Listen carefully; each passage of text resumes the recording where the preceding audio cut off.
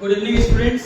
आज हम first semester के लिए कॉलेज के फर्स्ट सेमेस्टर के लिए इकोनॉमिक्स सब्जेक्ट्स का पहले चैप्टर स्टार्ट करने जा रहे हैं, जिसका नाम है डिमांड एंड सप्लाई। ओके, ये बहुत कोर कॉन्सेप्ट का टॉपिक है जिसको समझना बहुत जरूरी है। इफ अगर कोई बच्चा इस टॉपिक को थोड़ा सा मिसअंडरस्टैंड कर लेता है या फिर थोड़ा आगे बढ़ जाता है तो ऐसा लगता है कि ये टॉपिक इकोनॉमिक्स की दुनिया के लिए बहुत बड़ा बेस बन रहा था, जो इकोनॉमिक्स को समझने में बहुत हेल्प करता है मेरे को। बट अगर आप डिमांड और सप्लाई को ही नहीं समझेंगे तो इकोनॉमिक्स का बहुत सा मेजर प्रॉब्लम्स जो होता है ना, वो एकदम ही आपका समझ में आना ही इम्पॉसिबल हो जाता है। ठीक है, स्टार्ट करते हैं।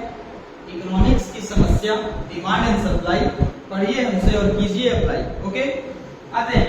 आज डिमांड नाम का चैप्टर पढ़ा रहे हैं। डिमांड देखा जाए तो डिमांड होता क्या है।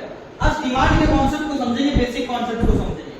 अगर देखा जाए तो एक पर्सन खुद में कुछ ना कुछ इच्छा रखता है, कुछ ना कुछ डिजायर रखता है, जिस डिजायर को हर एक पर्सन चाहता है कि फुलफिल करे।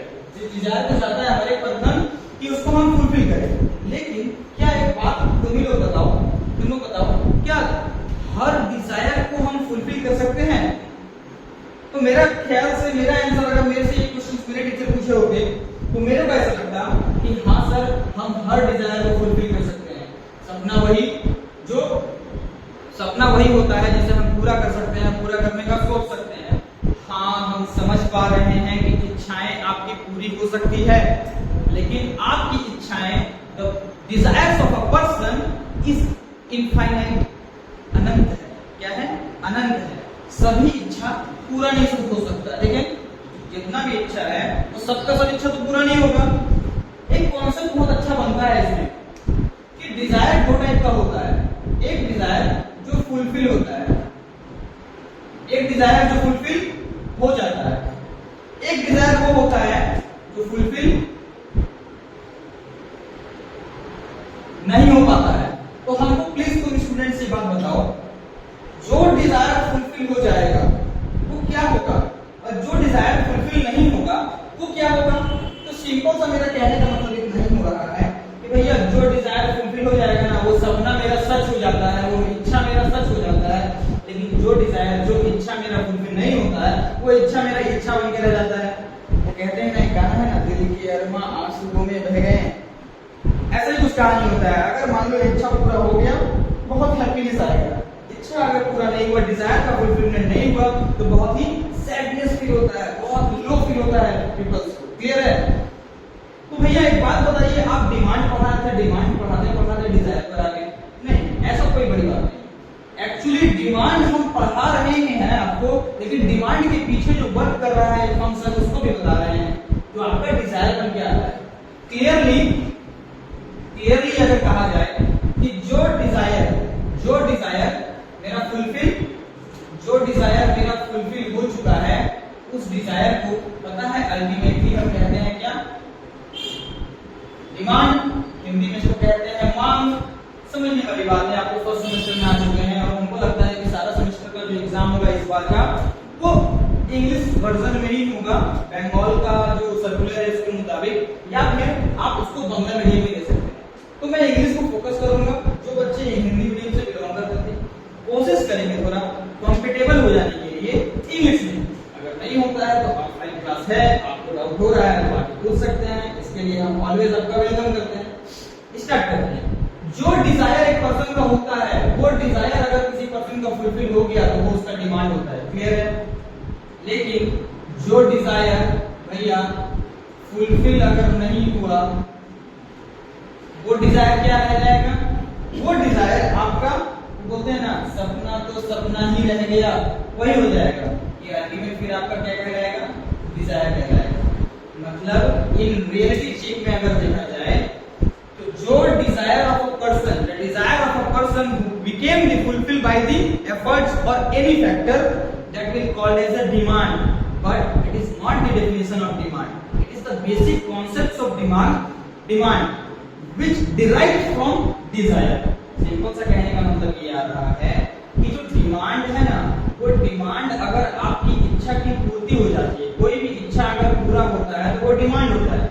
लेकिन जो डिमांड है, ये डिमांड का हम डेफिनेशन नहीं बताए हैं, ये डिमांड के पीछे का कारण बताए हैं कि डिमांड के पीछे भी कुछ एक फैक्टर है जो काम कर रहा होता है और उसके फुलफिलमेंट के बाद आप बोलते हैं डिमांड। क्लियर है? उसके फुलफिलमेंट के बाद भी बोलते हैं आप डिमांड है।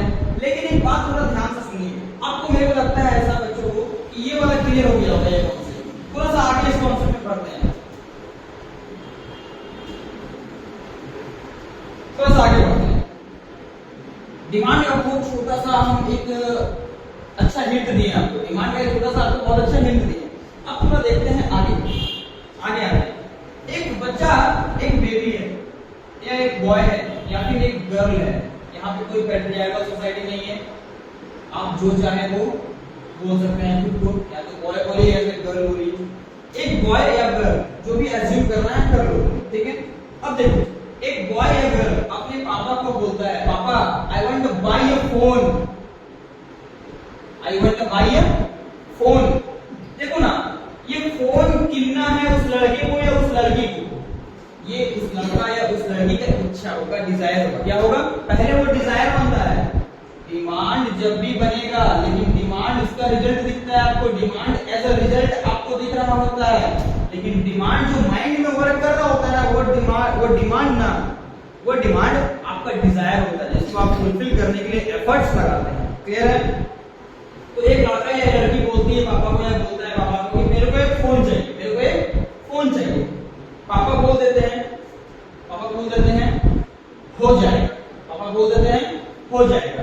मतलब इस बॉय का फोन खरीदने का डिजायर अगर फुलफिल हो चुका है, अगर फुलफिल ये डिजायर हो चुका है, तो इसका ये फोन खरीदने का क्या हो गया? डिमांड हो गया। बहुत ध्यान से, बहुत बेसिक, बहुत डाउन टू अर्थ होकर पढ़ाएंगे, प्लीज एकदम कंसंट्रेट कीजिए।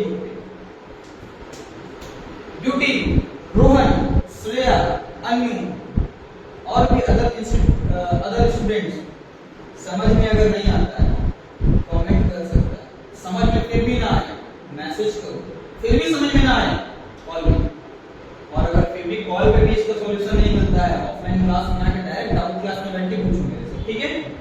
आगे बढ़ते हैं। फिर यही बच्चा आगे जाके अपने पापा को बोलता है, पापा मुझको ना एक बाईसाइकिल चाहिए, बाईसाइकिल। क्या चाहिए उसको? बाईसाइकिल चाहिए। उसके पापा उसको भी बाईसाइकिल कीन के दे देते। तो ये बाईसाइकिल की इच्छा जो डिजायर उसके मन में उनका, ये भी उसका डिमांड हो गया। Very good. बट अब क्या हुआ ना, वो बेटा बोलता है पापा I want to buy a car, उसको एक कार कीन के दो ना। उसके पापा का वो एक मन में डाउट आया कि फोन बोला हम कीन के दे दिए, बाईसाइकिल बोला कीन के दे दिए, कार बोल रहा है कीन के देना चाहिए। अपनी माँ से मैंने अपनी वाइफ से उसके पापा पूछते हैं कि बच्चा बोल रहा है कार खरीदने के लिए। उसकी माँ बोली कि जो पापा है ना, पापा, ये पापा जो पर्सन है ये मंथली 80,000 रुपीज इनका अर्निंग, पर मंथ का अर्निंग है, ठीक है। तो इस अर्निंग के बेस पे देखा जाए तो फोन खरीद सकते हैं, पैसा भी खरीद सकते हैं, कार भी कीन सकते हैं, बट थोड़ा सोचना होगा।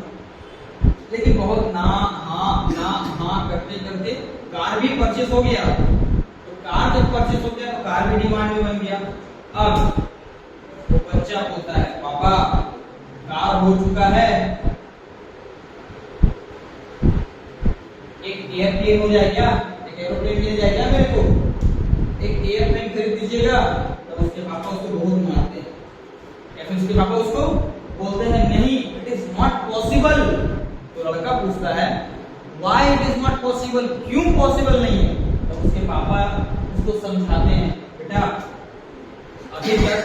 अभी तक आप जो भी डिजायर रख रहे थे, इस डिजायर में बेटा मेरा परचेजिंग पावर साथ दे रहा था।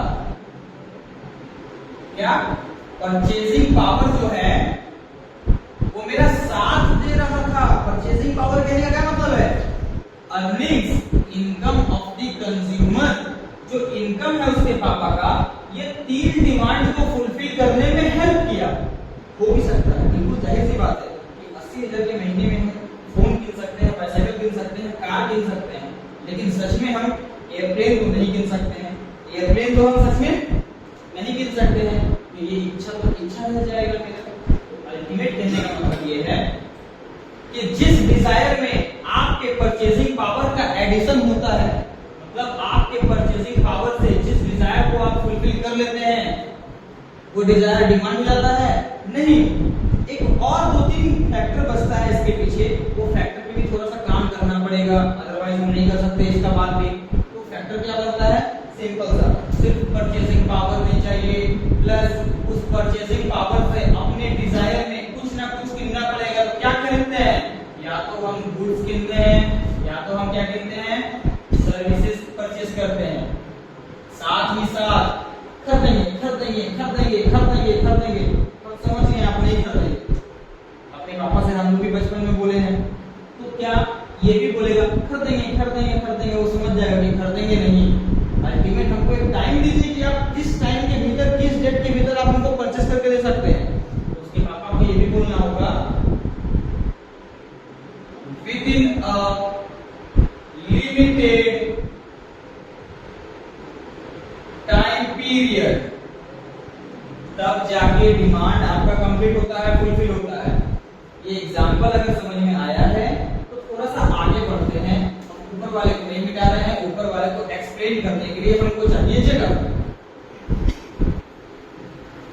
हमको चाहिए थोड़ा जगह। अब ध्यान से सुनो, अब ध्यान से थोड़ा सुनो। हम बोले कि जो डिमांड है वो डिमांड जो है ना, demand is the combination of desire, purchasing power, goods and services with in a limited period of time. ये 4 चीज डिमांड को फुलफिल करने के लिए चाहिए। तो इसका डेफिनेशन बताइए। सिंपल सा डेफिनेशन है क्या? Demand is a desire of a person. Demand किसी भी पर्सन का डिजायर हो सकता है, of a person for purchasing goods and services, goods and services by their purchasing power.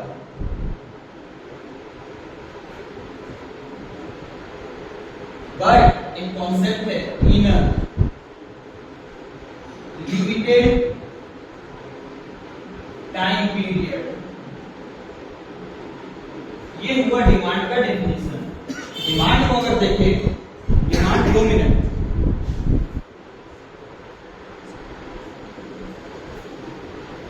अगर डिमांड को देखें तो डिमांड जो हम तुमको बताया कि डिमांड के लिए वो 4 इंपॉर्टेंट चीज ये डिजायर, परचेजिंग पावर, गुड्स और सर्विसेज, एक टाइम पीरियड का फिक्स। तो देखो उसी के बेस पे हम डेफिनेशन रेडी किए।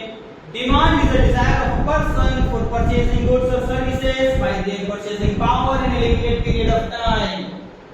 क्लियर हुआ?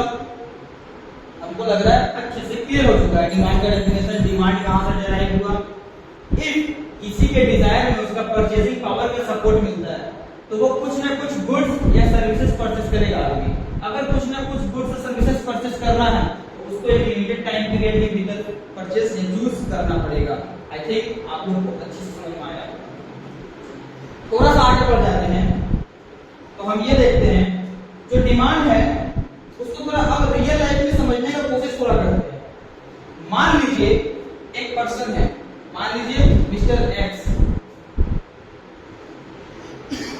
मिस्टर एक्स, इस मिस्टर एक्स को, जो मिस्टर एक्स है, ये अपने बेटा जो इसका सन है उसको ये 100 रुपीज देता है, ये 100 रुपीज देता है।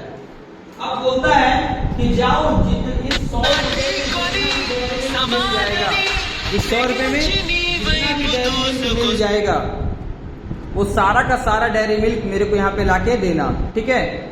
कौन बोलता है? वो मिस्टर एक्स बोल रहा है अपने बेटा को कि देखो मेरे बेटे, हम तुमको 100 रुपए दे रहे हैं, 100 रुपए में तुमको जितना भी डेयरी मिल्क मिलता है दुकान से वो परचेस करो और लाके मेरे को दो, हम तुम्हारी बहन को गिफ्ट करेंगे तुम्हारी तरफ से। ठीक है पापा, जाते हैं। तो दुकान में गया, प्राइस रहेगा डेयरी मिल्क का और डेयरी मिल्क जिस क्वांटिटी में परचेस होगा वो क्वांटिटी भी पता चलना पड़ेगा।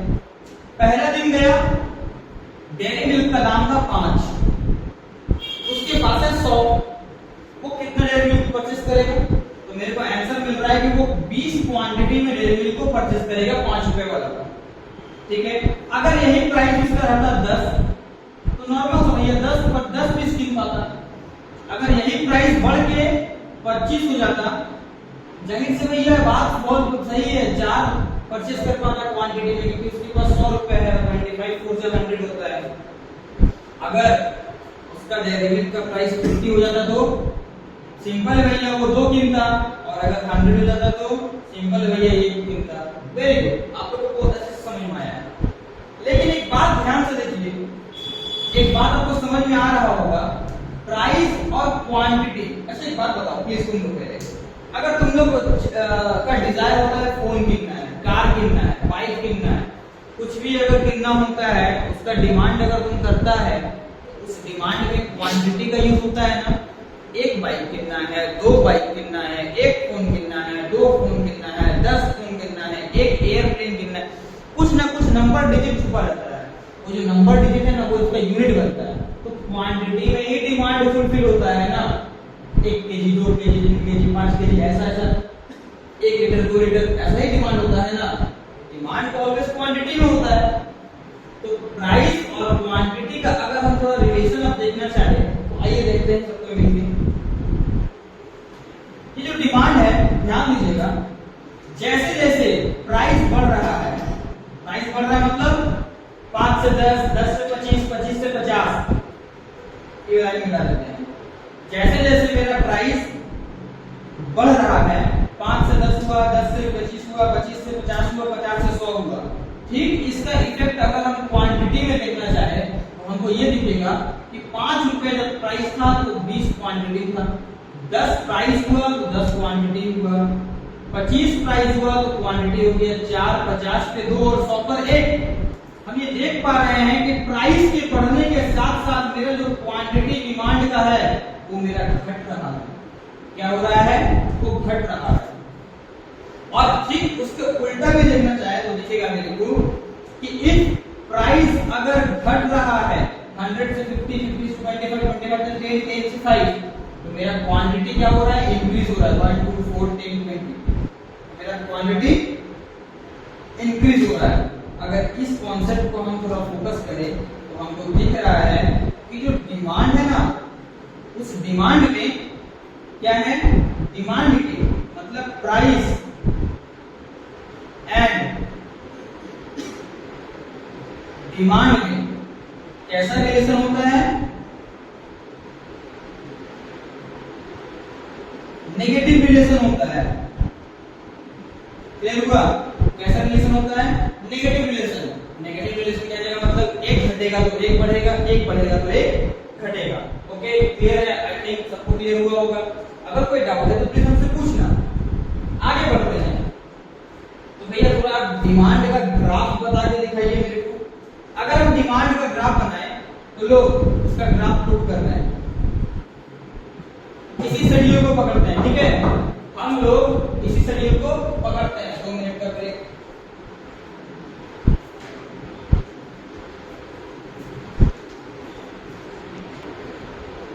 ओके, स्टार्ट कर रहे हैं। ग्राफ पुट कर रहे हैं। क्या पुट कर रहे हैं? ग्राफ। अच्छा देखो ध्यान से एक चीज बताना मूल में कि ये जो प्राइस और क्वांटिटी वाला ये जो हम तालिका इस बनाए हैं ना, एक चार्ट 5 डे 25 50 100 20 डे 4 to 1, इसको हम लोग बोलते हैं डिमांड शेड्यूल। क्या बोलते हैं? Demand schedule. क्लियर है? इस डिमांड शेड्यूल के बेस पे हम स्टार्ट करते हैं एक ग्राफ पुट करना। क्या पुट करना? एक ग्राफ को हम पुट करते हैं। ऑलवेज एक्स जो एक्सिस है उसमें हम प्राइस को डिटरमाइन करते हैं और जो वाई एक्सिस है उस पर हम क्वांटिटी को डिटरमाइन करेंगे। डिटरमिनेशन के बाद हम थोड़ा वैल्यू को पुट करते हैं। प्राइस कितना है? 5 है। प्राइस दूसरा कितना है? 10 है। तीसरा कितना है? 25 है। उसके बाद 50 है। उसके बाद 100। क्लियर? यही प्राइस का सेगमेंट है। अच्छा, इसमें अगर यहाँ y एक्सिस पे देखते हैं, 0 से y के एक्सिस पे, तो मेरा पहला है 1, उसके बाद है 2, उसके बाद है 4, उसके बाद है 8, उसके बाद है 20। ये क्वांटिटी में क्लियर है। अच्छा भैया इस जीरो को आप किस लिए लिखे हैं प्लीज हमको बताइए। ये जीरो जो है ना, इस जीरो को बोलते हैं ओरिजिन। क्या बोलते हैं? ओरिजिन। जहां से कोई भी ग्राफ स्टार्ट होता है, जीरो स्टार्ट कर रहा है ग्राफिक शुरू करना। जब मेरा प्राइस 5 था तब मेरा क्वांटिटी कितना था डिमांड का? जब मेरा प्राइस अगर 5 था तब मेरा क्वांटिटी डिमांड भैया था 20। कितना था? 20। इसको मैच करवा दिए। जब मेरा प्राइस बढ़ के हुआ 10 तो हम खरीदे थोड़ा कम, हम 20 से कम कर दिए खरीदना। तो कितना कम कर दिए भैया? हम खरीद कम किए 10 पे आ गए। कहां पे आ गए? 10 पे आ गए। 10 क्वांटिटी परचेज हुआ। अब थोड़ा सा हम आगे बढ़ते हैं। जब मेरा प्राइस हुआ 25 तब मेरा क्वांटिटी कितना हो गया? क्वांटिटी मेरा कट के हो गया 10 से कट के हो गया 4। कितना? कट के 10 से हो गया 4। जब मेरा प्राइस और थोड़ा बड़ा हुआ 50, जब मेरा प्राइस थोड़ा और बढ़ा हुआ 50, जब मेरा प्राइस क्या हुआ? थोड़ा सा और बढ़ा और हो गया 50, तब मेरा क्वांटिटी परचेज करने का घट के 4 से हो गया 2। और जब मेरा प्रोडक्ट का प्राइस, डेयरी मिल्क का प्राइस 100 रुपया था। कितना था? 100 रुपया हुआ। तो 100 रुपए में हम एक ही डेयरी मिल्क कीन पाए। क्वांटिटी मेरा और श्रिंक हो गया, मेरा क्वांटिटी और भी घट गया। क्लियर है? तो अगर हम देखेंगे तो मेरा ये ग्राफ का बेस बन गया है। डिमांड के ग्राफ का बेस बन चुका है। अगर हम इस बेस के सभी पॉइंट्स को आपस में मिला देते हैं तो कहीं ना कहीं देखते हैं एक शेड्यूल बनते एक डिमांड का कर्व रेडी होगा। देखिएगा एक डिमांड का कर्व रेडी हो रहा है। देखने में वो कुछ इस प्रकार से है।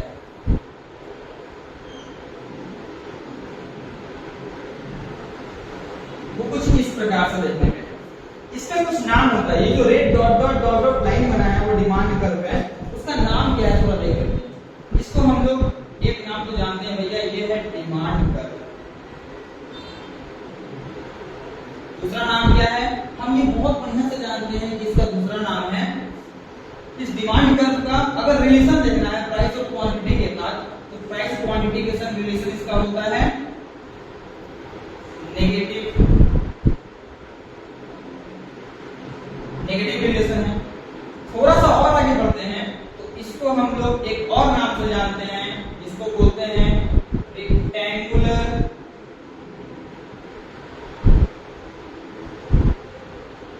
हाइपरबोला। क्या बोलते हैं? Rectangular hyperbola. क्लियर है आप लोग को?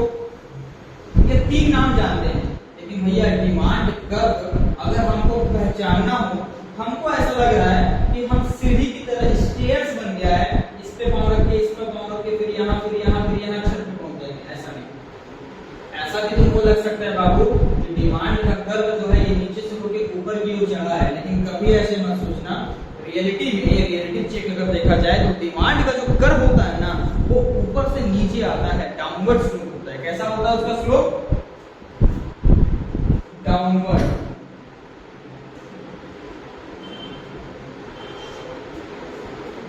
कैसा होता है? डाउनवर्ड स्लोप होता है। इसका जो स्लोप होता है डाउनवर्ड, वो नीचे की ओर आते रहता है। क्लियर है? इतना अगर कोई को पता चल गया है तो डिमांड का बेसिक कॉन्सेप्ट तो वो समझ गया है। डिमांड का बेसिक कॉन्सेप्ट को वो समझ चुका है। तो 2 मिनट का ब्रेक ले लो, हम भी थोड़ा ब्रेक ले रहे हैं, फिर इसको वाइप कर लेते हैं, फिर आगे बढ़ते हैं। उतारना है इसमें इसको।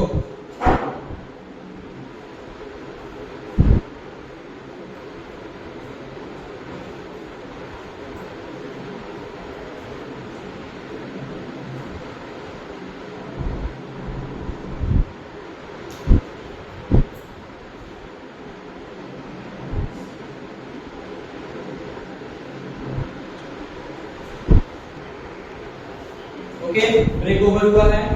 आते हैं फिर से बोर्ड पे।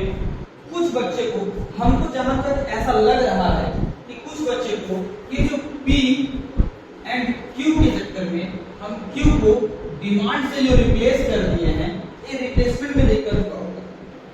एक एग्जांपल, दो एग्जांपल देंगे तो आप लोग क्लियर हो जाएगा। एग्जांपल समझना, तुम ही लोग हैं, तुम लोग को मम्मी बोलेगी प्याज लेकर आओ, पैसा दे दी, प्याज लाने के लिए भी बोल दिया गया।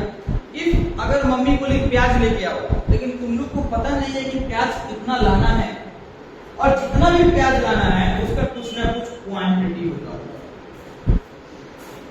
सोच लेते हैं कि 2 केजी प्याज लाना है तुम्हें, ध्यान देना 2 केजी, 2 मतलब क्वांटिटी, 2 क्या है क्वांटिटी, 2 केजी प्याज तो तुम घर पे लेकर आएगा ना, तो वही क्वांटिटी तुम्हारा डिमांड बदल जाता है, डिमांड में बदल जाता है। क्लियर हुआ? वो क्वांटिटी क्या होता है, डिमांड में कन्वर्ट हो जाता है। अब देखो चीनी लेके आओ, 250 ग्राम चीनी, जो 250 ग्राम है ना, 250 ग्राम वो तुम्हारा क्वांटिटी है। जब चीनी लेके तुम घर गया तो वही क्वांटिटी तुम्हारा क्या बन गया, डिमांड बन गया। अब समझा? एक फोन लेके, जैसे मान लो एक लड़की जिसको बहुत फोन पसंद है, आईफोन पसंद है, एक अगर मान लो तुमको बोला जाए कि जाओ हम पैसा देते हैं आईफोन ले लो, तो तुमको तुम्हारे मन में ये तो नहीं आएगा ना कि कितना फोन ले, कितना फोन ले, कितना फोन नहीं ले, ये तो मन में नहीं आएगा। आएगा क्योंकि तुम्हारे पास फोन का भी क्वांटिटी होता है। अब अगर फोन का भी क्वांटिटी देखा जाए, 1 phone, 2 phone, 3 phone, 4 phone, 5 phone, उससे बेसी तो फोन यूज नहीं होगा ना। तो ये 1 2 3 4 5 ये हुआ ना, ये अल्टीमेटली कहीं ना कहीं क्वांटिटी को शो किया। तो फोन जब घर में डिलीवर हो गया, और डिलीवर होने के बाद जब तुम यूज कर रहा है तो वही क्वांटिटी देखो तुम्हारा डिमांड बन चुका है। इसलिए हम क्यू को कहीं कहीं डी से रिप्लेस भी कर दिए हैं, इसमें कंफ्यूज मत होना। अब थोड़ा सा आगे बढ़ते हैं। हम सारा डिमांड के बारे में जान गए? नहीं, कुछ नहीं जाने हो, कुछ नहीं जाने हो। जो भी जाना है वो डिमांड का 1% के बराबर, 2% के बराबर है, और कुछ नहीं है। चलो आगे देखते हैं। जब हम डिमांड पढ़ लिए तो पता है एक क्वेश्चन मन में आता है, क्या भैया हमको इस डिमांड करने से कोई रोक नहीं सकता है? क्या भैया हमको ये डिमांड करने से कोई रोक नहीं सकता है? बिल्कुल रोक सकता है, 100% रोक सकता है। देखो कैसे, आओ दिखाते हैं।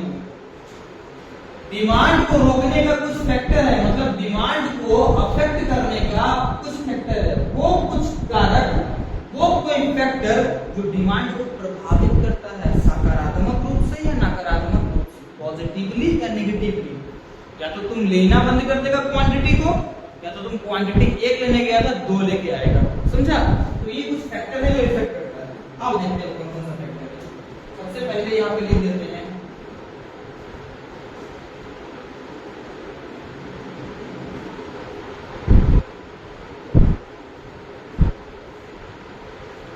देखो, डिमांड, डी से डिमांड, एफ से फैक्टर, और एक ब्रैकेट में जो ये चारों फैक्टर है जो डिमांड को इफेक्ट करता है। कौन कौन सा फैक्टर है, उस फैक्टर का नाम बताइए। पी से, पी खुद में प्राइस ऑफ कमोडिटी को बताता है। प्राइस ऑफ कमोडिटी मतलब प्राइस ऑफ गुड्स और सर्विसेज जिसका डिमांड तुम कर रहा है। पीआर ये होता है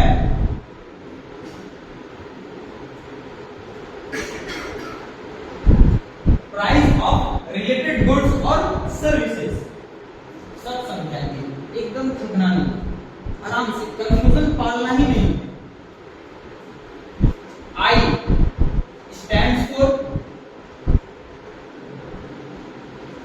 इनकम ऑफ कंज्यूमर। अब परचेजिंग पावर का बात किए थे, डोंट वरी, जो इनकम ऑफ कंज्यूमर पैसा में कमाता है ना वो आदमी, और पैसा ही तुमको खरीदने का ताकत देता है ना, तो परचेजिंग पावर बोले ये इनकम ऑफ कंज्यूमर बोले, दोनों का मतलब है सेम। क्लियर हुआ?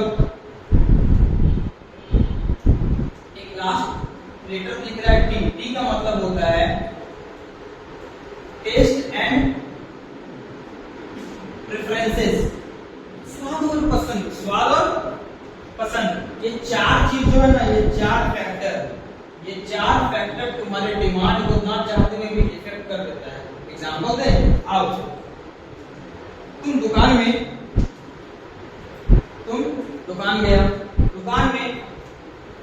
फोन किनने के लिए। तुम्हारा फोन खरीदने का बजट था, तुम्हारा बजट था 10,000। कितना था? 10,000। दुकान में गया, दुकान वाला बोल रहा भैया फोन तो स्टार्टिंग ही हो रहा है 15,000 से। 10,000 का बजट में हम कौन सा फोन आपको ऑफर करें? हम तो 15,000 के फोन में अगर आप बोलते 15,000 रुपए में, तो हम कोई ना कोई फोन ऑफर करते हैं, लेकिन 10,000 का बजट में हम कोई भी फोन ऑफर नहीं कर सकते। मतलब फोन एक गुड्स है या कमोडिटी है, पक्का? अब एक बात बताओ, तुम्हारा जो बजट था 10,000 का और फोन का रियल बजट कितना है? 15,000 का। तो फोन का जो प्राइस है, वो प्राइस के कारण ही तुम अपना ये फोन नहीं कीन पाएगा ना। अल्टीमेटली ये जो फोन का डिमांड तुम कर रहा था, वो डिमांड फोन के प्राइस के कारण तुम्हारा फुलफिल नहीं हो पाया, क्योंकि फोन का जितना प्राइस है तुम्हारा उतना बजट नहीं है। बात समझ में आया? तो प्राइस खुद ब खुद तुम्हारे डिमांड को इफेक्ट किया और बोला नहीं लेंगे आज, जब पैसा होगा कुछ दिन जुगाड़ लेते हैं फिर लेंगे। बात समझा? अगला देखते हैं। अगर अगला समझा जाए थोड़ा सा, आप समझते हैं हम सब मिलके। प्राइस ऑफ रिलेटेड गुड्स, इसको लास्ट में समझाएंगे। ये जो रेड डॉट से हम स्टार मार रहे हैं, ये स्टार हम लास्ट में समझाएंगे। आई को समझते हैं। आई मतलब इनकम ऑफ कंज्यूमर। देखो ना, तुम मंथ का कमाता था, देखो स्टार्टिंग में हम एग्जांपल दिए थे कि पापा जो थे वो 80,000 रुपए महीना कमाते थे और बेटा बोल रहा था मेरे को कार चाहिए, क्या पॉसिबल है कार दिलाना? नहीं, पॉसिबल नहीं है। मतलब तुम्हारा इनकम खुद तुम्हारे डिमांड के लिए एक फैक्टर बना, जो तुम्हारे डिमांड को फुलफिल होने से रोक दिया। क्या होने से रोक दिया? फुलफिल होने से रोक दिया। इनकम एक ऐसा फैक्टर बन जा रहा है। अब थोड़ा आगे बढ़ते हैं तो तुमको मिलेगा एक factor T, taste and preferences. किसी पर्सन को डेयरी मिल्क पसंद होता है, तो किसी पर्सन को अगर देखा जाए तो डेयरी मिल्क पसंद नहीं होता है। जिस पर्सन को डेयरी मिल्क पसंद नहीं है, वो पर्सन को अगर तुम डेयरी मिल्क फ्री में भी ऑफर करेगा ना, तो वो लेके अपने फ्रेंड को दे देगा, तुम खा लो। लेकिन वो परचेज वो कंज्यूम नहीं करेगा, वो खाएगा नहीं, क्योंकि उसको डेयरी मिल्क पसंद नहीं है। देखो ना, टेस्ट तुम्हारे डिमांड को फुलफिल होने नहीं दे रहा है। लेकिन जिस पर्सन को डेयरी मिल्क बहुत पसंद है, बहुत खाना पसंद है, वो पर्सन डेयरी मिल्क भीख मांग के भी खा सकता है, खरीद के चोरी करके भी खा सकता है। क्लियर हुआ? तो तुम्हारा टेस्ट भी तुम्हारे डिमांड को इफेक्ट कहीं ना कहीं करता है। आगे बढ़ रहे हैं। अच्छा, टेस्ट से और एक एग्जांपल दे सकते हैं। तुम लोग मान लो तुम लोग को करेला पसंद है क्या? करेला पसंद नहीं है। तुम अगर करेला तुमको पसंद नहीं है, तुमको खाना करेला पसंद नहीं है, अगर मम्मी तुमको दुकान में बाजार भेजेगी ना, तो तुम लोग करेला लेके कभी नहीं आएगा। देखो, तुम्हारा टेस्ट तुम्हारे डिमांड को इफेक्ट किया, कभी भी करेला लेके तुम लोग घर पे नहीं आए। बात समझा? ये बहुत अच्छा एग्जांपल है। आगे बढ़ते हैं। लास्ट एक एग्जांपल बचा हुआ था जो पीआर को एक्सप्लेन करना था। PR equal to price of, बोलो तुम लोग, रिलेटेड गुड्स और सर्विसेज।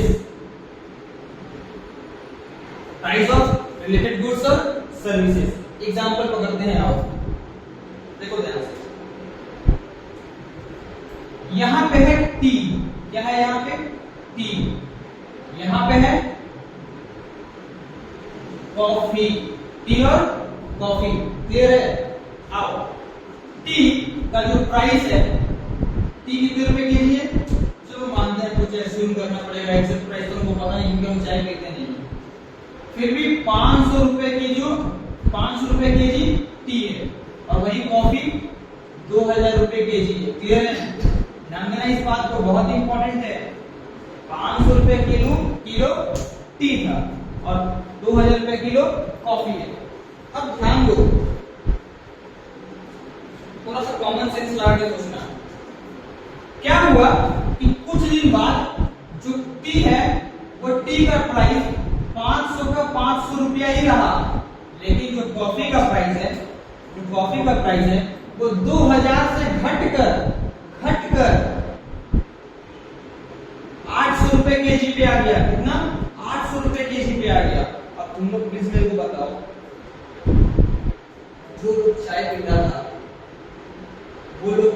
पीता रहेगा कि कॉफी पिएगा?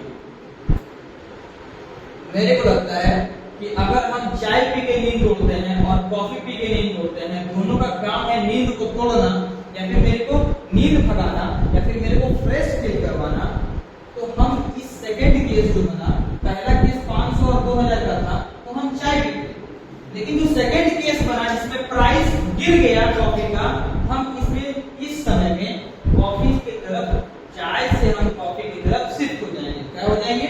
हम चाय से कॉफी की तरफ शिफ्ट हो जाएंगे। क्लियर होगा? इससे देखो क्या टी के प्राइस में कोई चेंज दिखता है? नहीं, चेंज इन प्राइस, डेल्टा का मतलब होता है चेंज। क्या चाय के प्राइस में कोई चेंज हुआ? No change. क्या कॉफी के प्राइस में चेंज हुआ? यस। क्या चेंज हुआ? यस। टी का प्राइस कांस्टेंट रहा, कॉफी का प्राइस वेरिएबल हुआ, इंक्रीज या फिर डिक्रीज हो सकता है, डिक्रीज हुआ। कॉफी के प्राइस गिरने के कारण क्या चाय का कस्टमर कम गया? हाँ, कम तो गया। अगर चाय का कस्टमर कम चुका है तो क्या चाय का डिमांड गिरा? हाँ, गिरा। बहुत सही बात बोल रहे हैं। कॉफी का दाम सिर्फ गिरा तो चाय का कस्टमर डिमांड गिर गया। हम बोलेंगे हाँ, क्योंकि मैक्सिमम लोग कोशिश किए कि चाय कौन पिएगा, कॉफी पी लो थोड़ा सा, कुछ समय के लिए दाम कमाया, थोड़ा कॉफी का भी मजा ले लेते हैं, तो चाय से लोग कॉफी की ओर शिफ्ट हो गए। अब देखो यहीं पे कॉन्सेप्ट उठ के आ रहा है कि कॉफी और चाय दोनों का दोनों रिलेटेड गुड्स है। क्या है? रिलेटेड गुड्स है। कॉफी और चाय दोनों रिलेटेड गुड्स है। जो कॉफी है इसके प्राइस में चेंज हुआ, चाय के प्राइस में कोई चेंज नहीं हुआ है। अब अगर चाय के प्राइस में कोई चेंज नहीं हुआ है, कॉफी के प्राइस में चेंज होने के कारण चाय का डिमांड अगर गिर जाता है, तो इसी को बोलते हैं प्राइस ऑफ रिलेटेड गुड्स में जो चेंज आने के कारण दूसरे गुड्स के डिमांड को अफेक्ट कर देता है, यही तुम्हारा प्राइस ऑफ रिलेटेड गुड्स कहलाता है। क्लियर हुआ? रिलेटेड गुड्स के प्राइस में चेंज हुआ तो डिमांड किसी और चीज का घट जाएगा या बढ़ जाएगा। बात समझ में आया? इतना ही समझना है प्राइस ऑफ रिलेटेड गुड्स के एग्जांपल। क्लियर है? मिटा दें इसको, वाइप करते हैं।